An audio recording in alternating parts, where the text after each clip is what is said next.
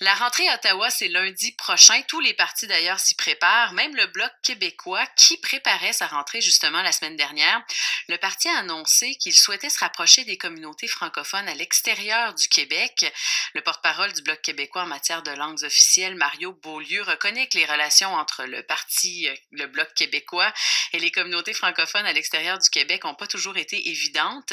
Et le Bloc compte entreprendre une tournée afin de rencontrer les communautés francophones en milieu minoritaire. On en parle ce matin avec Frédéric Bérard, constitutionnaliste et co-directeur de l'Observatoire national en matière de droit linguistique. Bonjour, Monsieur Bérard.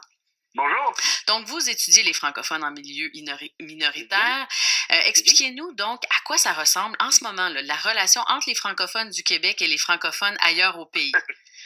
Très mauvaise, Oui. en fait, au-delà du symbole, parce que le gouvernement québécois a toujours dit que les francophones hors Québec étaient importants, et ainsi de suite.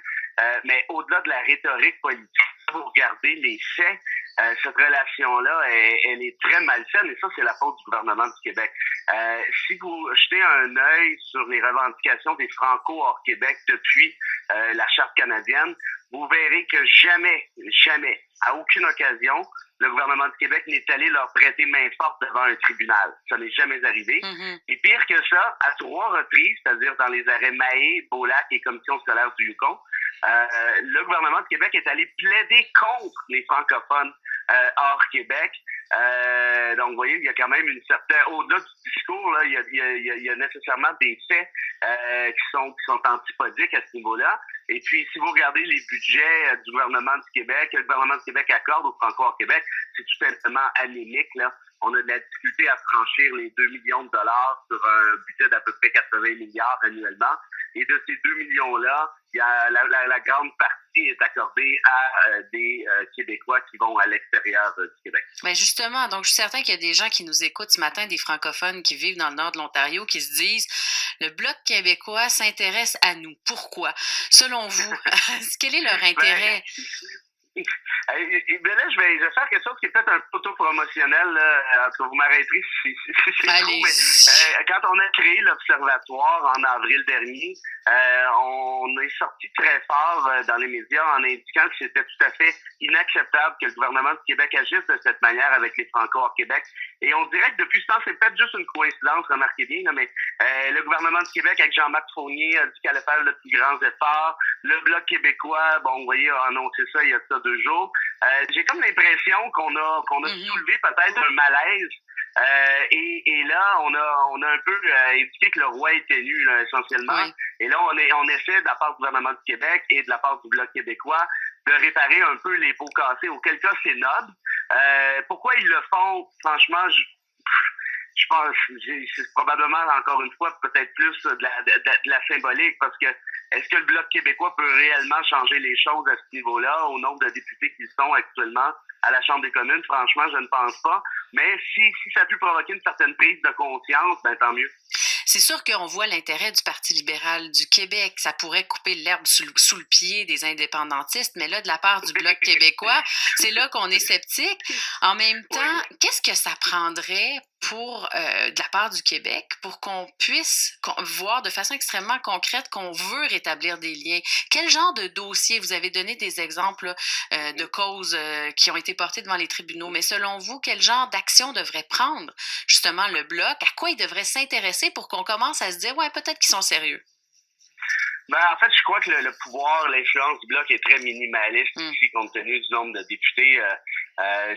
Moi, je pense que ça passe beaucoup plus par ce que pourrait faire le gouvernement du Québec. Dans cette optique-là, je pense que déjà, d'arrêter d'aller plaider contre les Franco hors Québec serait déjà un bon début. Parce que vous savez lors de la côte qui touchait le Yukon, c'était en 2015. C'est l'année dernière, ça, là, c'est tout récent, là. Et c'est le Parti libéral qui a agi de cette façon-là. Donc, déjà, d'arrêter ça serait une bonne chose. D'aller peut-être appuyer les francophones hors Québec lors de leurs revendications judiciaires serait une autre excellente chose, je pense. Ça pourrait se faire. Plaider une certaine forme d'asymétrie, que la Cour suprême applique déjà. C'est-à-dire qu'on comprend, la Cour suprême comprend que le fait de santé est le texte linguistique est fragile au pays. Donc, protéger le français au Québec, mais protéger ou assurer l'essor du fait français au Québec, ça pourrait être plaidé par le gouvernement du Québec, à mon avis, de manière assez simple.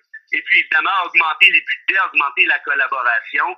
Et voyez, on part de loin, hein, parce que si vous vous rappelez ce que disait René Lévesque dans les années 70, c'est que les francophones hors Québec étaient des canards morts. Les dead ducks. Je disais même pas en français. Ouais. Très bien. J'ose pas le dire en anglais, pour ça trop ironique. Non, mais c'est encore pire, c'est ça. Ça fait encore plus mal. Ouais. C'est vrai, effectivement. Mais vous voyez, 40 ans plus tard, la situation du français, c'est sûrement pas tous vos auditeurs qui vont être d'accord avec moi, mais d'un point de vue juridique, s'est amélioré de manière très considérable, notamment depuis la Charte canadienne. Je pense qu'il y a eu des progrès des progrès peut-être pas phénoménaux, mais intéressants qui ont été faits sur le plan juridique, encore une fois. Donc, je pense que le gouvernement du Québec pourrait justement mettre l'épaule à la roue, donner un coup de main à l'avancement de ces droits-là. Et c'est très, très facile de faire. C'est simplement d'envoyer son procureur général appuyer les causes des francophones hors Québec, tout simplement. Là, on prend le point de vue des Canadiens français. C'est pas que les Québécois en sont pas, là, mais disons...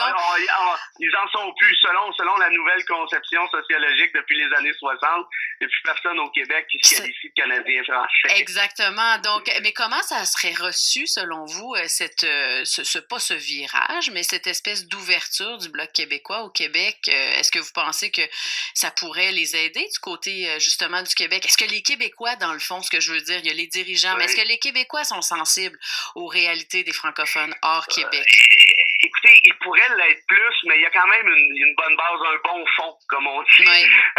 Dans l'optique où, quand je vous dis tout à l'heure, quand on a lancé l'Observatoire en avril, quand on a sorti le fait que jamais le gouvernement du Québec n'est allé prêter main forte aux francophones hors Québec, et que pire que ça, qu'à 3 reprises est allé les planter en bonne et due forme en Cour suprême, il y a eu une grosse réaction dans les journaux, notamment dans Le Devoir, à Radio-Canada, et ainsi de suite. Et les gens nous disaient, mais voyons donc, comment ça se fait, ça n'a pas de bon sens, comment ça se fait que le gouvernement du Québec agit comme ça? Les Québécois ne le savaient même pas. Et là, quand ils l'ont su, parce que c'est un sujet qui était absolument tabou, là, il y a eu, j'exagérerai pas, là, il n'y a pas eu de révolte populaire, évidemment, puis il n'y a personne qui s'est battu dans les autobus là-dessus, mais il y a eu plusieurs commentaires, il y a eu plusieurs réactions très, très fortes en disant, voyons donc, on est supposé s'aider essentiellement entre francophones et le gouvernement du Québec a un rôle à jouer là-dessus. Donc, j'ai l'impression que oui, les Québécois sont sensibles à cette dynamique-là, souhaitent que le gouvernement du Québec en fasse plus, ça j'en suis convaincu. Et visiblement, si le gouvernement du Québec a entendu l'appel, c'est une bonne chose. Si le Bloc québécois décide d'aller de l'avant de son côté, même avec ses moyens limités, c'est nécessairement une bonne chose aussi. Monsieur Bérard, on s'était parlé en avril dernier, je vous avais dit, vous revenez quand vous voulez, je vous le répète. Ce matin... Moi, ça me fait plaisir. Les Franco-Ontariens, je les aime beaucoup. Alors, toutes les fois que vous me dites, avez-vous du temps pour une entrevue, vous remarquerez, je dis toujours oui. Alors, ça vaut pour les prochaines années. Merci beaucoup, Frédéric Bérard, encore une fois, d'avoir participé à l'émission. Merci à vous. À bientôt. À bientôt, Frédéric Bérard, donc constitutionnaliste et co-directeur de l'Observatoire national